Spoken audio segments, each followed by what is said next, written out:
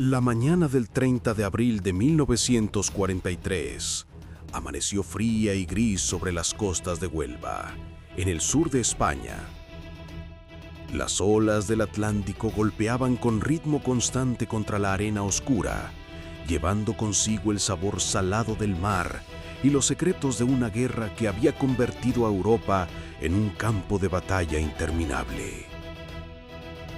En aquella playa solitaria, un pescador español llamado José Antonio Rey María caminaba junto a la orilla, revisando sus redes, cuando algo captó su atención en la distancia.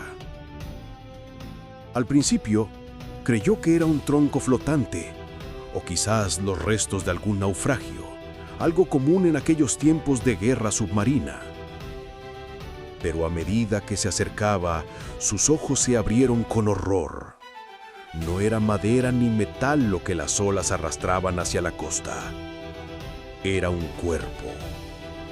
Un hombre, flotando boca abajo, vestido con uniforme militar británico, con un maletín de cuero encadenado a su muñeca.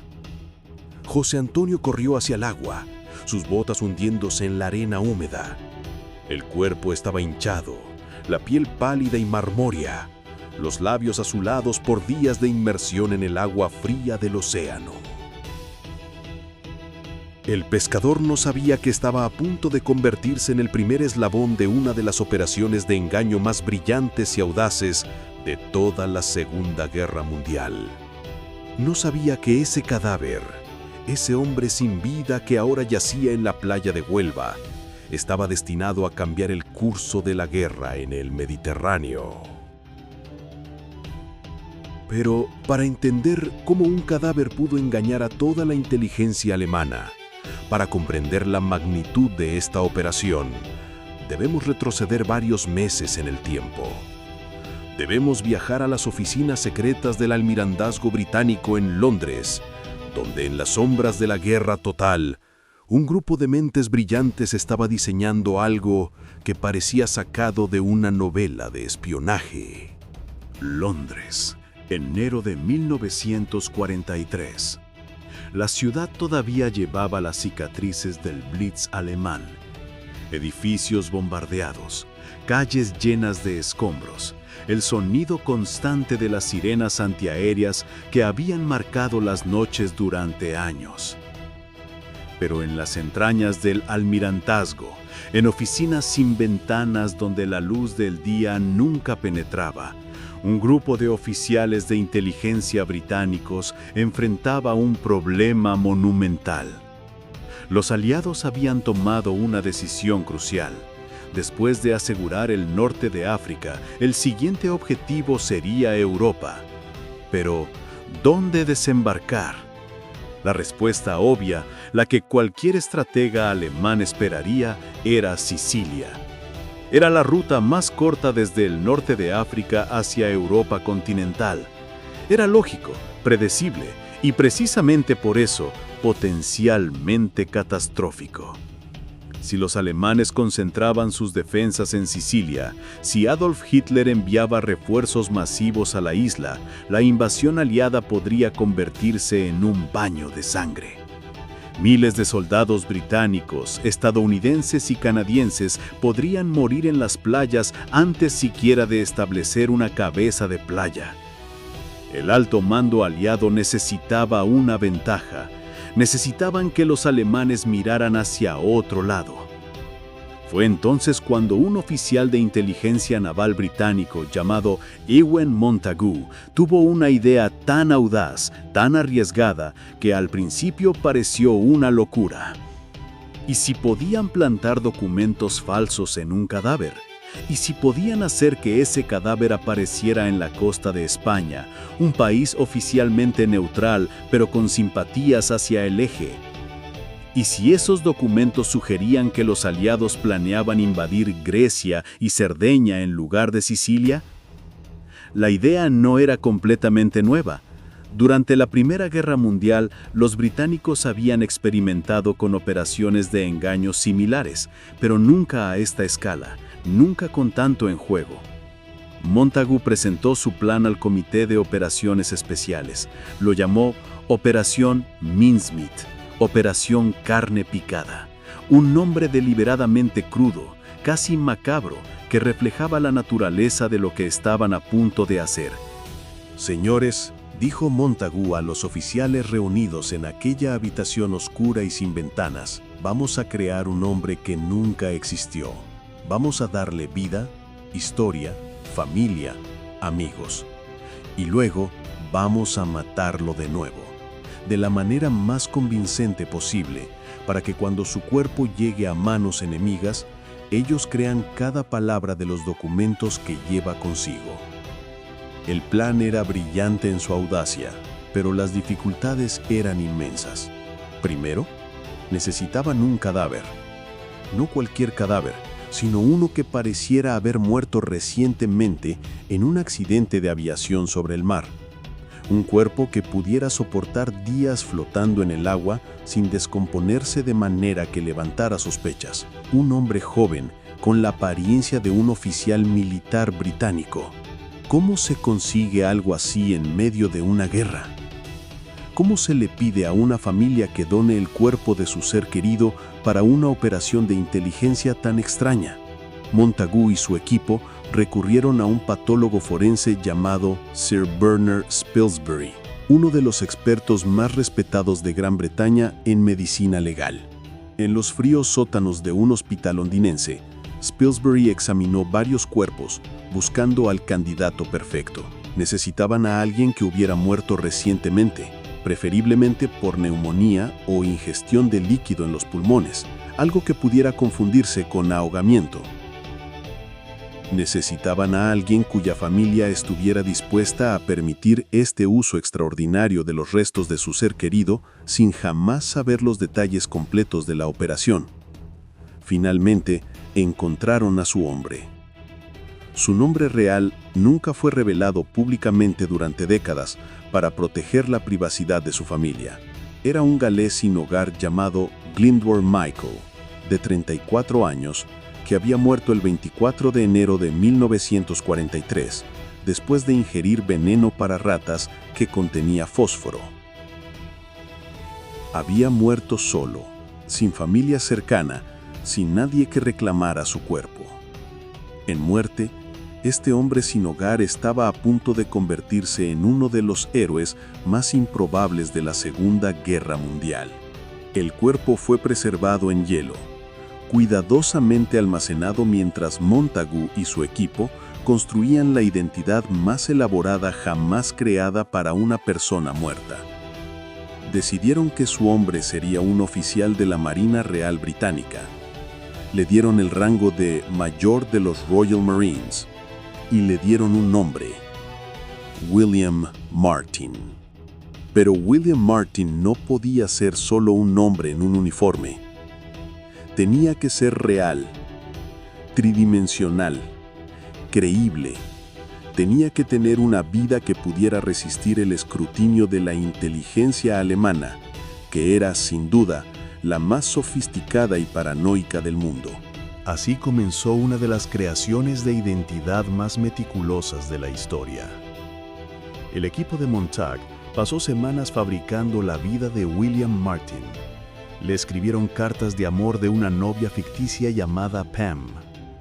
Cartas llenas de ternura, de añoranza, de los pequeños detalles íntimos que solo conocen dos personas enamoradas. Queridísimo, decía una de las cartas, espero que hayas recibido el anillo. Papá dice que deberíamos casarnos en julio, cuando tengas permiso. ¿No es maravilloso? Le pusieron en sus bolsillos entradas de teatro del Prince of Wales Theatre en Londres, fechadas apenas días antes de su supuesta muerte. Recibos de un hotel. Una carta de su banco quejándose de un sobregiro de 79 libras y 19 chelines. El tipo de problema mundano que cualquier oficial joven podría tener. Una factura no pagada de su sastre. Fotografías de Pam, tomadas por un oficial de inteligencia británico de una joven empleada del MI5 que accedió a posar como la novia ficticia. Incluso le dieron deudas. Le pusieron cartas de cobradores, facturas vencidas, los problemas financieros típicos de un joven oficial que intentaba vivir por encima de sus medios mientras preparaba una boda. Cada detalle estaba diseñado para crear una imagen completa, una vida entera, comprimida en los bolsillos de un cadáver. Pero lo más crucial de todo era el maletín de cuero encadenado a su muñeca. Dentro de ese maletín había documentos que parecían ser correspondencia ultra secreta entre oficiales de alto rango aliados. Una carta del teniente general Sir Archibald Nye, vicejefe del Estado Mayor Imperial, dirigida al general Sir Harold Alexander, comandante de las fuerzas británicas en el norte de África. La carta era una maestra de desinformación. Escrita en el papel oficial del Estado Mayor Imperial, con todos los sellos y firmas correctos, la carta mencionaba casualmente que los aliados planeaban usar Sicilia como distracción, una finta, mientras las verdaderas invasiones se lanzarían contra Grecia, nombre en código Husky, y Cerdeña. Incluía detalles sobre comandantes, unidades, suministros. Todo falso, pero todo absolutamente creíble. Había otra carta de Lord Louis Mountbatten, jefe de operaciones combinadas, presentando al mayor Martin al general Alexander, describiéndolo como un experto en embarcaciones de desembarco. Es un buen tipo, decía la carta, aunque un poco propenso a los mareos en el mar.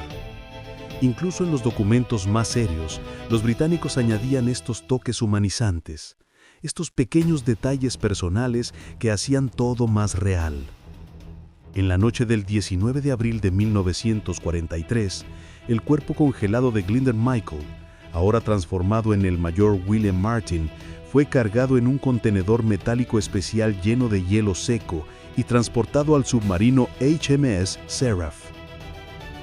El comandante del submarino, el teniente Norman Jewell, había recibido órdenes extraordinarias: navegar hasta las costas de Huelma, España, y liberar un cuerpo en el mar de manera que pareciera el resultado de un accidente aéreo. La tripulación del Seraph no conocía los detalles completos de la operación. Solo sabían que transportaban algo crucial para el esfuerzo de guerra. El submarino se sumergió y comenzó su viaje sigiloso hacia el sur, atravesando aguas patrulladas por submarinos alemanes y aviones de reconocimiento. Dentro del contenedor sellado, el cuerpo de William Martin esperaba su última misión. El hielo seco mantenía el cuerpo preservado, pero una vez en el agua cálida del Atlántico, comenzaría a descomponerse de manera natural, exactamente como lo haría alguien que hubiera pasado varios días flotando después de un accidente aéreo. En la madrugada del 30 de abril de 1943, el HMS Seraph emergió en aguas internacionales cerca de la costa de Huelva. El cielo estaba oscuro, sin luna, perfecto para su misión. El teniente Jewell ordenó abrir el contenedor. En cubierta, los marineros, en silencio absoluto, sacaron el cuerpo de William Martin. Lo habían vestido con uniforme completo de Major de los Royal Marines, con todos sus efectos personales cuidadosamente colocados en sus bolsillos. El maletín de cuero estaba encadenado firmemente a su muñeca. Uno de los oficiales del Seraph, el teniente David Scott, notó algo extraño en ese momento. A pesar de que sabían que estaban manipulando un cadáver, a pesar de que sabían que todo era parte de una elaborada operación de engaño, había algo profundamente perturbador en vestir a un muerto, en crear toda esta ficción alrededor de alguien que ya no podía hablar por sí mismo. El teniente Jewell le puso un chaleco salvavidas al cuerpo, el tipo que se usaba en los aviones de transporte de la RAF. Luego, con una solemnidad improvisada, leyó el Salmo 39. Señor, hazme conocer mi fin y cuál es la medida de mis días. No era parte del protocolo oficial. Nadie les había ordenado realizar ningún servicio religioso. Pero parecía lo correcto, lo humano, darle a este hombre sin nombre algún tipo de despedida digna. Con cuidado, bajaron el cuerpo al agua. Las olas lo tomaron inmediatamente, meciéndolo como si fuera un muñeco. El chaleco salvavidas funcionaba perfectamente, manteniendo el cuerpo flotando con la cara hacia abajo, exactamente como aparecería una víctima de ahogamiento. El maletín brillaba ligeramente bajo el agua oscura, claramente visible, imposible de perder.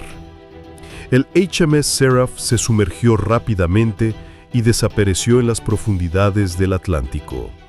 Su misión estaba cumplida.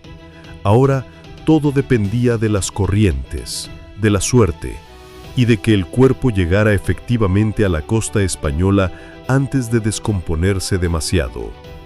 Jewell envió un mensaje codificado al almirantazgo. Mensmith completado. Carne picada, servida. Las horas siguientes fueron de agonía para Montague y su equipo en Londres. ¿Llegaría el cuerpo a la costa? ¿Lo encontraría alguien? Y si lo encontraban, ¿creerían la historia? ¿Examinarían los documentos demasiado cuidadosamente? ¿Se darían cuenta del engaño? Y así volvemos a aquella playa en Huelva, donde José Antonio Rey María, el pescador español, acababa de descubrir el cuerpo.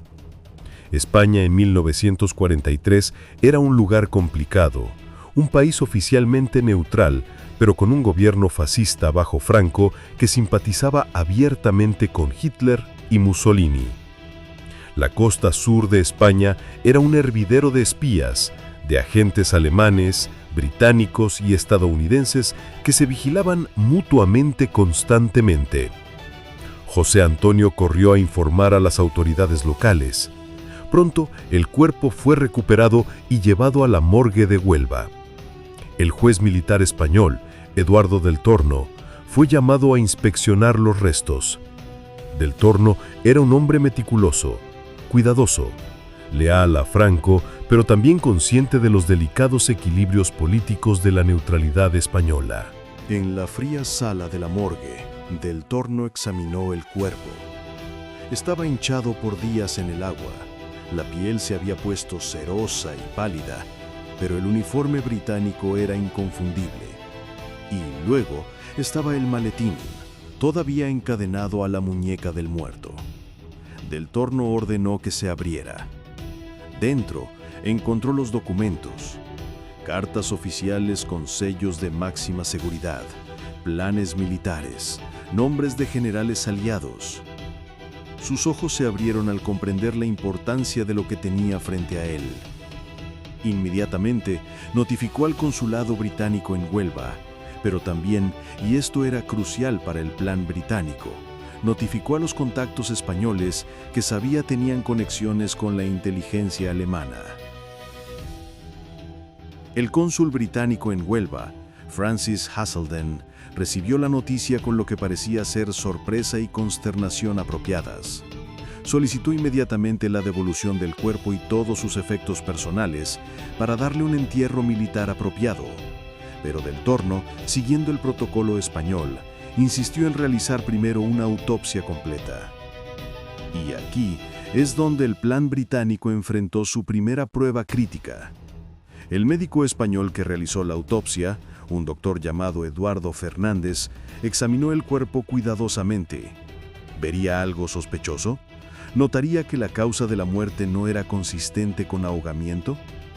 El doctor Fernández abría el pecho del cadáver. Los pulmones estaban llenos de líquido. Para un patólogo forense experimentado, podría haber notado que la consistencia del líquido no era completamente consistente con agua de mar reciente. Pero el cuerpo había estado flotando durante días. La descomposición había comenzado. Y el doctor Fernández, que no tenía razón para sospechar un engaño elaborado, concluyó que la muerte había sido causada por ahogamiento después de un accidente en el mar, quizás un avión de transporte que se había estrellado. Los restos del pobre Major William Martin. Firmó el certificado de defunción sin mayores objeciones. El plan británico había superado su primera prueba. Pero ahora venía la parte realmente crítica. Los británicos sabían que los españoles, a pesar de su neutralidad oficial, tenían conexiones estrechas con la inteligencia alemana. De hecho, el Abwehr, el servicio de inteligencia militar alemán, tenía agentes operando abiertamente en toda España. La pregunta no era si los alemanes obtendrían acceso a los documentos. La pregunta era si los creerían. Durante 3 días agonizantes, los documentos permanecieron en manos españolas. El consulado británico protestaba constantemente, exigiendo su devolución inmediata, lo cual solo aumentaba su valor aparente a ojos españoles.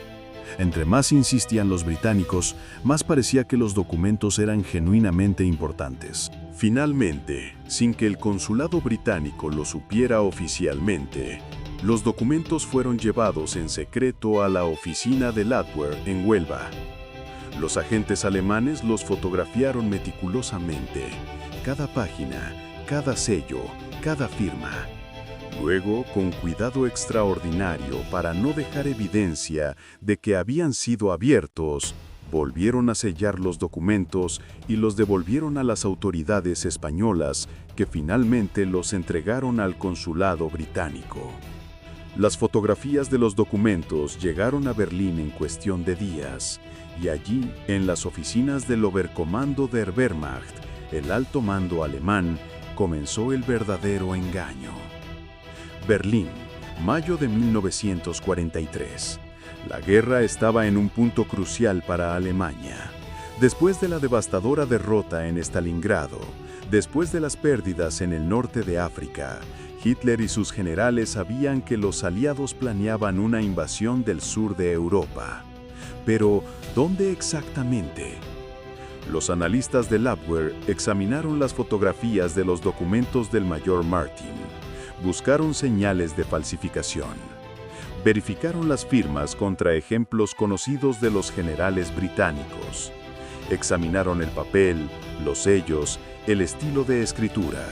Todo parecía auténtico.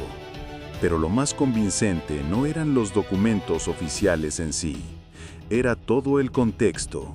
Las cartas personales del mayor Martin, las fotografías de su novia, las deudas, las entradas de teatro. ¿Quién fabricaría un engaño tan elaborado? ¿Quién crearía toda una vida ficticia solo para plantar documentos falsos? Parecía absurdo. Los alemanes, en su propia arrogancia intelectual, no podían concebir que alguien fuera tan astuto, tan paciente, tan meticulosamente cuidadoso. El informe del Abwehr concluyó: los documentos son genuinos. Las cartas probablemente habían caído al mar cuando un avión de transporte británico se estrelló en ruta de Londres al norte de África.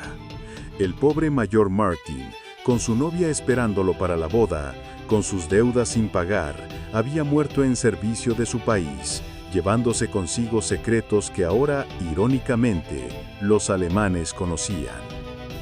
El informe llegó directamente a Adolf Hitler. Y Hitler, que siempre había creído que Grecia era el objetivo estratégico más importante en el Mediterráneo, lo creyó completamente. Ordenó el refuerzo inmediato de las defensas en Grecia y Cerdeña.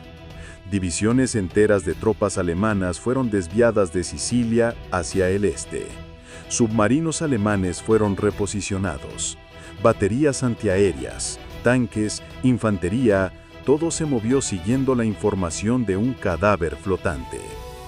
El mariscal de campo Erwin Rommel, el legendario zorro del desierto, fue enviado a inspeccionar las defensas en Grecia. En sus diarios privados, Rommel escribió que esperaba un asalto aliado masivo en los Balcanes. Nunca sospechó que estaba siendo engañado por un muerto. Mientras tanto, en Londres, Montagu y su equipo esperaban ansiosamente cualquier señal de que su operación había funcionado. Los británicos tenían acceso a Ultra, el sistema de desencriptación de códigos alemanes, una de las ventajas secretas más importantes de los aliados durante la guerra. A través de Ultra, pudieron leer los mensajes alemanes encriptados que discutían los documentos del mayor Martin. Cuando los mensajes comenzaron a llegar, confirmando que los alemanes habían mordido el anzuelo completamente. La alegría en las oficinas de inteligencia británicas fue indescriptible. Habían logrado lo imposible. Habían engañado a la máquina de inteligencia más sofisticada del mundo con un cadáver y una historia bien contada. Pero Montagu sabía que no podían celebrar todavía. La verdadera prueba vendría cuando los aliados realmente invadieran. Si los alemanes todavía concentraban sus fuerzas en Grecia y Cerdeña en lugar de Sicilia, entonces sabrían que la operación Mincemeat había sido un éxito completo. El mayor William Martin fue enterrado con honores militares completos en el cementerio de San Marco en Huelva. El cónsul británico Francis Haselden asistió a la ceremonia. Colocaron una lápida con su nombre, su rango y la fecha de su muerte. 30 de abril de 1943. William Martin, Mayor, Royal Marines. Descanse en paz. Nadie en la ceremonia sabía que el hombre en el ataúd no era realmente William Martin, que su verdadero nombre era Glyndwr Michael, que había muerto solo y sin hogar en Londres, y que ahora, de alguna manera extraña y hermosa, se había convertido en un héroe. El 10 de julio de 1943, menos de 3 meses después de que el cuerpo del mayor Martin llegara a las costas de Huelva, los aliados lanzaron la Operación Husky, la invasión de Sicilia. 160.000 soldados aliados desembarcaron en las playas sicilianas en la mayor operación anfibia hasta ese momento de la guerra. Las defensas alemanas en Sicilia estaban débiles, fatalmente debilitadas. Las divisiones Panzer que deberían haber estado defendiendo la isla habían sido enviadas a Grecia. Los submarinos que deberían haber patrullado el estrecho de Sicilia estaban en aguas griegas. Los alemanes fueron tomados completamente por sorpresa. En las primeras 24 horas de la invasión, los aliados establecieron cabezas de playa sólidas, con pérdidas mucho menores de lo esperado.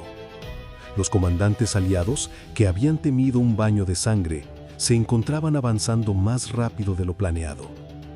Sicilia cayó en 38 días. Italia se rindió poco después. Toda la estrategia alemana en el Mediterráneo se derrumbó.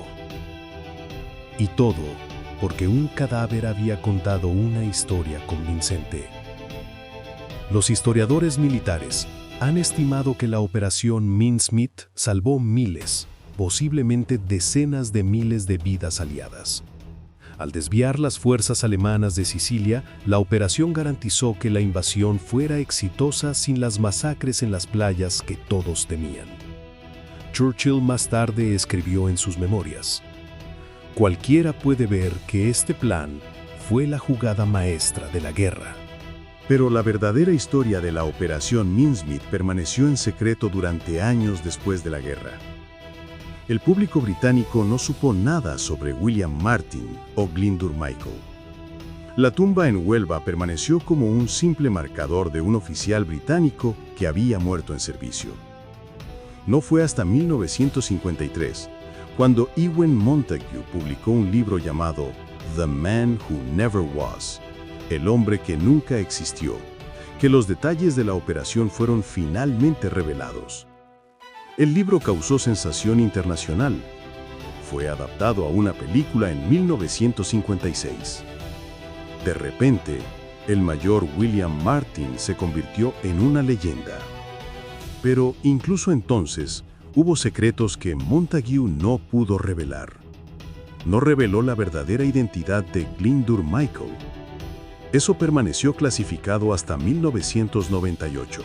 Más de 50 años después de los hechos, cuando finalmente los archivos británicos fueron desclasificados. Solo entonces el mundo supo quién era realmente el hombre que engañó a Hitler. Y así, un hombre sin hogar que murió solo en Londres, sin familia que llorara su muerte, Sin nadie que conociera su nombre, se convirtió en uno de los héroes más improbables de la Segunda Guerra Mundial. No disparó un arma, no pilotó un avión, no dio órdenes desde un puesto de comando. Pero en su muerte, Glyndŵr Michael salvó miles de vidas y cambió el curso de la historia. Hay algo profundamente conmovedor en esta historia. Algo que va más allá de la brillantez táctica de la operación o del ingenio de los planificadores británicos. Es la historia de cómo alguien que fue invisible en vida se convirtió en imposible de ignorar en muerte. Es la historia de cómo incluso el más marginalizado, el más olvidado de nosotros, puede tener un impacto que resuena a través de generaciones. Los visitantes todavía van al cementerio de San Marco en Huelva. La tumba está bien cuidada. Alguien, nadie sabe quién, coloca flores frescas allí regularmente. La lápida todavía dice William Martin, Mayor, Royal Marines. Pero ahora, después de la desclasificación, hay una placa adicional que explica la verdad. Que este es realmente Glyndŵr Michael, un civil galés cuyo sacrificio involuntario ayudó a ganar la guerra. La operación Mincemeat también nos enseña algo sobre la naturaleza del engaño y la guerra. En una era de tecnología militar avanzada, de satélites y drones y inteligencia artificial, a veces es fácil olvidar que las guerras todavía son ganadas y perdidas por mentes humanas. Por creatividad, por audacia, por la habilidad de contar una historia tan convincente que incluso tus enemigos más inteligentes la crean. Los alemanes fueron engañados no porque fueran estúpidos, eran cualquier cosa menos eso.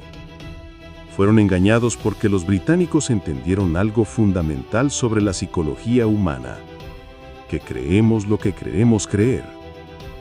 Hitler quería creer que los aliados atacarían Grecia, porque confirmaba sus propias teorías estratégicas. Los analistas de la BER querían creer que los documentos eran reales porque habían logrado un golpe de inteligencia aparentemente increíble. Y los británicos entendieron que los pequeños detalles humanos, las cartas de amor, las deudas sin pagar, las fotografías de una novia, eran más convincentes que cualquier cantidad de sellos oficiales o papel con membrete. Porque esos detalles hablaban de una verdad emocional, hablaban de una vida vivida, de esperanzas y sueños, de humanidad. En cierto modo, William Martin era más real que Glyndŵr Michael, al menos en términos de impacto histórico. William Martin tenía una novia que lo amaba, padres que estaban orgullosos de él, amigos que lo echaban de menos. Glyndŵr Michael murió solo, pero al convertirse en William Martin, aunque solo fuera en ficción, aunque solo fuera brevemente, Glyndŵr Michael finalmente importó, finalmente fue visto. La operación Mincemeat también reveló algo sobre la ética de la guerra que sigue siendo inquietante. ¿Era moralmente correcto usar el cuerpo de un hombre sin su consentimiento? Glyndŵr Michael nunca dio su permiso para convertirse en un peón en un juego de engaño militar. Murió sin saber que su cuerpo sería utilizado de esta manera, sin poder decir que sí o que no. Los británicos argumentaron que no tenía familia cercana, que nadie lo reclamaría, que en cierto sentido estaba disponible. Pero, ¿eso hacía que fuera correcto? Montague mismo luchó con estas preguntas. En sus escritos posteriores reconoció la incomodidad de lo que habían hecho. Usamos a un hombre que no podía objetar, escribió, pero también le dimos un propósito en muerte que nunca tuvo en vida. ¿Eso lo justifica? No lo sé, solo sé que salvamos vidas y que él fue parte de eso. Hay quienes argumentan que Glyndŵr Michael debería ser considerado un veterano de guerra, un héroe que merece reconocimiento oficial. Otros dicen que sigue siendo una víctima, utilizado sin su consentimiento para fines que nunca eligió. La verdad, Como tantas verdades en tiempo de guerra, probablemente está en algún lugar intermedio, en ese espacio gris donde la necesidad militar se encuentra con la dignidad humana. Pero hay otra dimensión de esta historia que merece reflexión. La Operación Mincemeat no fue solo un éxito porque los británicos fueron inteligentes. También fue un éxito porque España jugó exactamente el papel que los británicos esperaban que jugara. Francisco Franco, el dictador español, caminó en una cuerda floja extraordinaria durante toda la Segunda Guerra Mundial. España había surgido de su propia guerra civil sangrienta apenas 4 años antes. El país estaba devastado, hambriento, exhausto. Franco le debía su victoria a Hitler y Mussolini, quienes habían enviado tropas y aviones para ayudar a las fuerzas nacionalistas durante la guerra civil. La deuda era real, y los alemanes lo sabían. Hitler presionó repetidamente a Franco para que España entrara en la guerra del lado del eje. Quería que España capturara Gibraltar, el estratégico enclave británico en el sur de la península ibérica. Con Gibraltar en manos alemanas, el Mediterráneo se convertiría en un lago nazi. Pero Franco resistió. No resistió por amor a los aliados.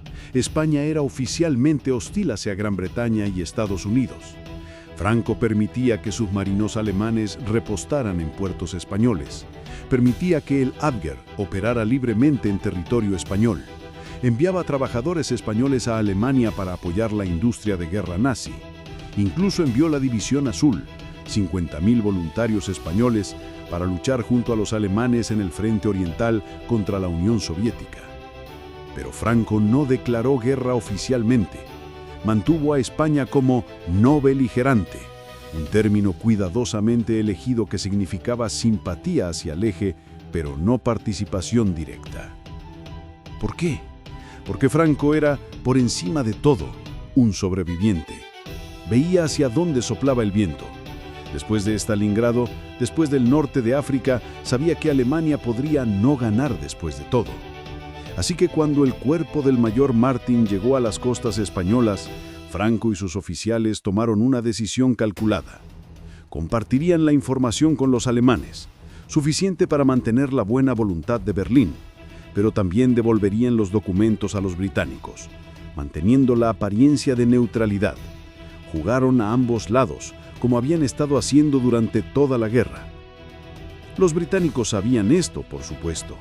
Habían elegido Huelva específicamente porque sabían que los españoles compartirían información con los alemanes. Pero también sabían que Franco no querría ser visto como abiertamente hostil hacia Gran Bretaña, especialmente si los aliados se parecían estar ganando. La operación Mincemeat funcionó porque entendió la política tanto como entendió el engaño militar. No fue solo una operación de inteligencia brillante, fue una operación diplomática, psicológica y política extraordinariamente bien calibrada. Pero aún después de que la guerra terminó, aún después de que los secretos comenzaron a salir a la luz, hubo aspectos de la operación Mincemeat que permanecieron envueltos en misterio y controversia. Uno de los más intrigantes involucraba a un agente doble español llamado Juan Pujol García, cuyo nombre en código era Garbo. Garbo era posiblemente el espía doble más exitoso de toda la Segunda Guerra Mundial. Trabajaba supuestamente para los alemanes, pero en realidad era un agente británico. Los alemanes confiaban en él completamente, le pagaban generosamente e incluso le dieron medallas por sus servicios. Pero cada pieza de información que Garbo enviaba a Berlín había sido cuidadosamente elaborada por los británicos para engañar a los nazis. Algunos historiadores han especulado que Garbo podría haber estado involucrado en la operación Mincemeat, posiblemente confirmando la autenticidad de los documentos del mayor Martin a través de sus propios canales de inteligencia. Nunca se ha probado definitivamente y los archivos británicos sobre Garbo todavía contienen secciones censuradas. Pero la idea es fascinante, que el éxito de Mincemeat podría haber dependido no solo del cadáver y los documentos, sino de toda una red de desinformación que confirmaba y reforzaba la historia desde múltiples ángulos. Esto habla de algo más profundo, sobre el espionaje y la guerra moderna. En la era de la información, la verdad no es simplemente verdad. Es lo que puedes hacer que otros crean. Es la historia que cuentas de manera tan convincente, desde tantos ángulos diferentes, que se convierte en indistinguible de la realidad. Hoy, en el siglo XXI, cuando pensamos en operaciones de desinformación, tendemos a pensar en tecnología digital, deepfakes, cuentas falsas en redes sociales, bots que generan contenido falso, hackers que manipulan elecciones. Pero la operación Mincemeat nos recuerda que la desinformación no es un fenómeno nuevo, es tan antigua como la guerra misma.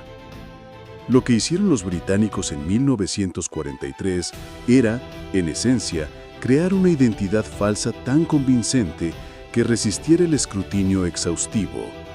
Crearon un perfil completo de una persona, su historial, sus relaciones, sus deudas, sus esperanzas, y luego lo lanzaron al mundo con la confianza de que sería creído. ¿No es eso exactamente lo que sucede hoy en línea todos los días?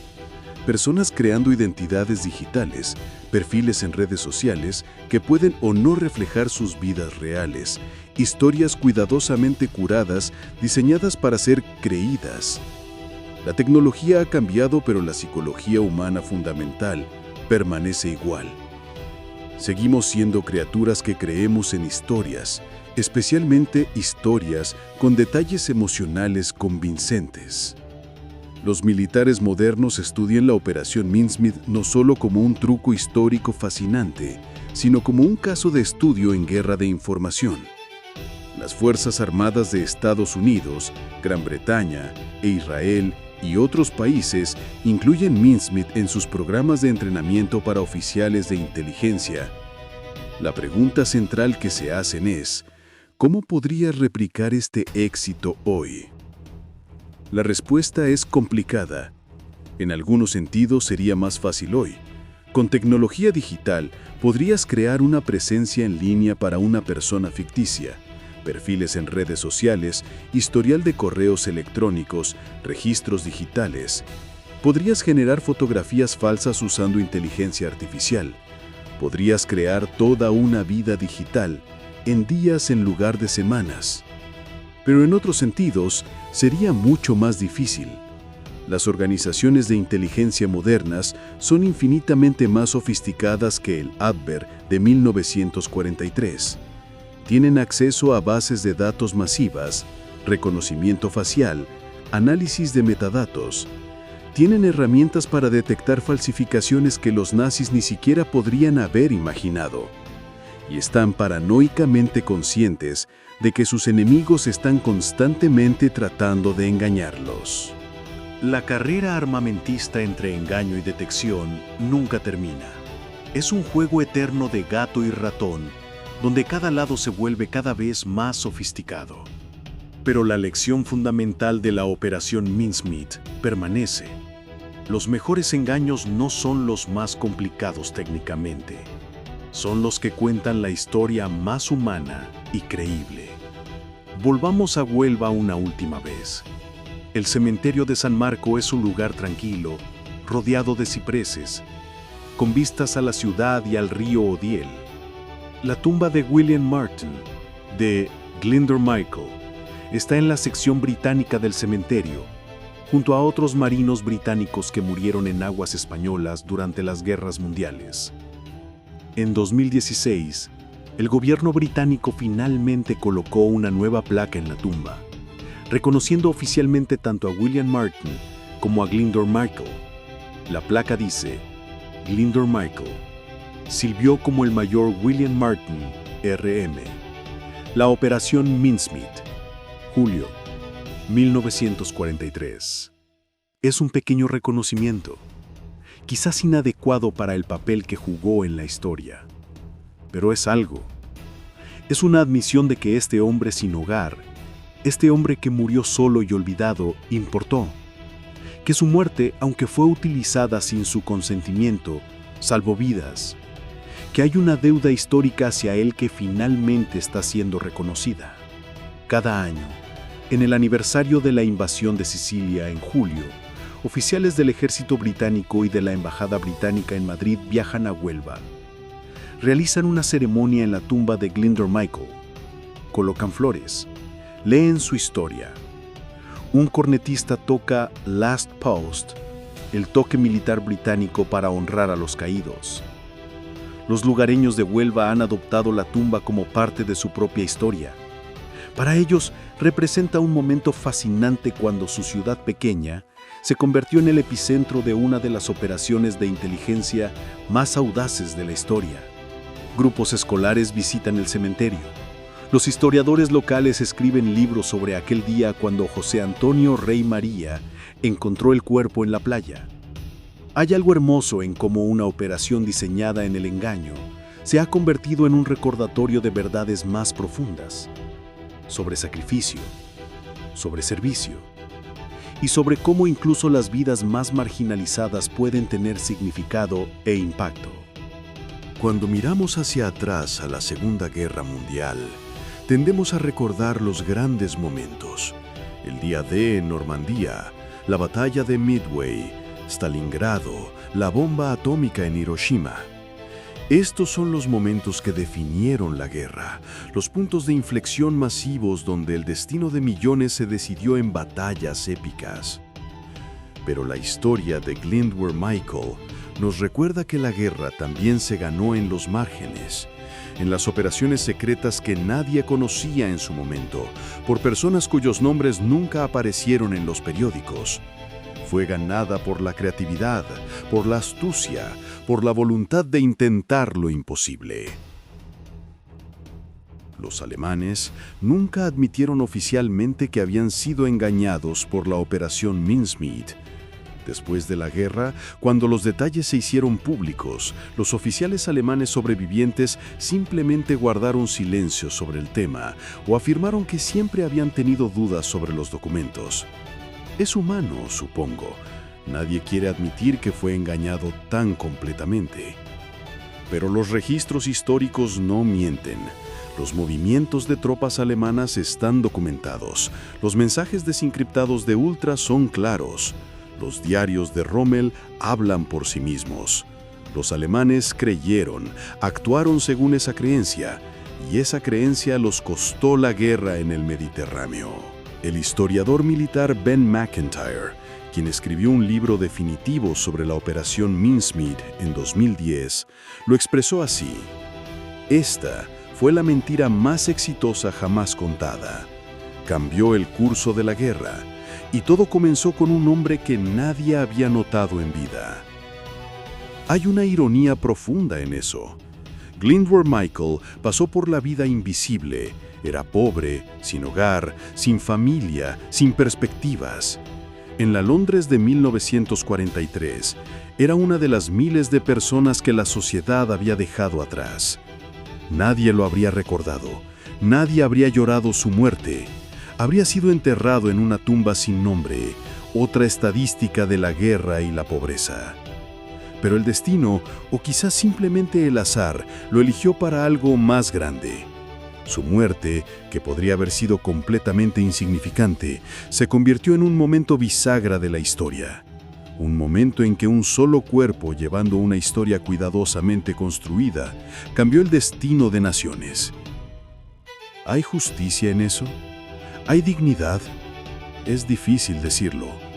Glyndwr Michael nunca eligió ser un héroe, nunca tuvo la oportunidad de decir sí o no. Su contribución a la victoria aliada fue completamente involuntaria, pero fue real. Miles de soldados aliados que sobrevivieron a la invasión de Sicilia le deben sus vidas, aunque nunca lo sepan. Imagina por un momento aquella playa en Huelva, el 30 de abril de 1943. El sol saliendo lentamente sobre el Atlántico, pintando las olas de oro y plata. El cuerpo de Glyndwr Michael flotando en las aguas poco profundas, meciéndose con la tarea. El maletín de cuero brillando en la luz del amanecer. En ese momento, toda la operación podría haber fracasado. Si las corrientes hubieran sido diferentes, el cuerpo podría haber flotado mar adentro y nunca haber sido encontrado. Si José Antonio Rey María hubiera decidido pescar en un lugar diferente ese día, podrían haber pasado semanas antes de que alguien descubriera el cadáver, demasiado descompuesto para ser útil. Si el médico español hubiera sido más escéptico, si el juez militar hubiera sido más cauteloso, si los agentes del Abwehr hubieran sido más sospechosos. Tantas cosas tenían que salir exactamente bien. La operación dependía de una cadena de suposiciones sobre el comportamiento humano, sobre la política española, sobre la arrogancia alemana, sobre corrientes oceánicas y tasas de descomposición. Era un castillo de naipes construido sobre esperanza y astucia. Pero funcionó. Contra todas las probabilidades, cada pieza cayó en su lugar exacto. Y eso, quizás, es lo más notable de todo.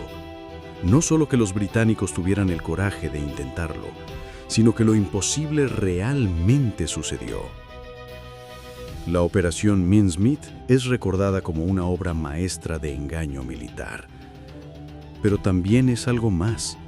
Es un recordatorio de que la historia no solo es hecha por reyes y generales, por presidentes y primeros ministros.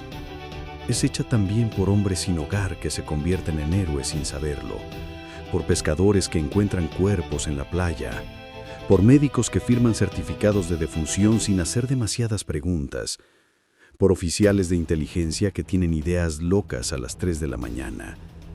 La historia es hecha por todos nosotros, a menudo de maneras que nunca entenderemos completamente, en formas que solo se vuelven claras décadas después cuando los archivos se desclasifican y los secretos finalmente salen a la luz. Cuando Ewen Montagu murió en 1985, fue recordado como uno de los oficiales de inteligencia más brillantes que Gran Bretaña jamás había producido. Su obituario en The Times de Londres dedicó varios párrafos a la Operación Mincemeat, describiendo cómo su creatividad y atención al detalle habían ayudado a ganar la guerra. Pero en algún lugar en ese artículo había una línea sobre Glyndwr Michael, una sola línea, que mencionaba al hombre que había hecho todo posible. No era mucho, pero era algo. Era reconocimiento. Y quizás eso es lo mejor que podemos esperar de la historia. No que cada héroe sea recordado igualmente, no que cada sacrificio reciba la misma atención, sino que eventualmente, con tiempo suficiente, la verdad salga a la luz. Que los olvidados sean recordados, que los invisibles sean finalmente vistos. Glyndwr Michael fue visto. No en la forma que él podría haber elegido, no en vida cuando podría haber importado para él personalmente, pero fue visto. Su nombre está grabado en piedra en un cementerio en el sur de España. Su historia es contada en libros, en películas, en documentales. Estudiantes en escuelas militares alrededor del mundo aprenden de él. Un hombre que murió solo se convirtió en inmortal. Y ahí, en esa playa en Huelva, las olas siguen rompiendo contra la costa. El Atlántico sigue su ritmo eterno, indiferente a las pequeñas historias humanas que se desarrollan a lo largo de sus costas. Pero si escuchas con atención, si prestas atención a los ecos de la historia, todavía puedes sentir el peso de aquel momento en abril de 1943, cuando un cadáver flotó hasta la orilla, cuando un pescador hizo su descubrimiento, cuando un engaño comenzó que cambiaría el curso de la guerra, cuando un hombre sin nombre se convirtió en el Major William Martin, cuando Glyndwr Michael, sin saberlo nunca, se convirtió en un héroe.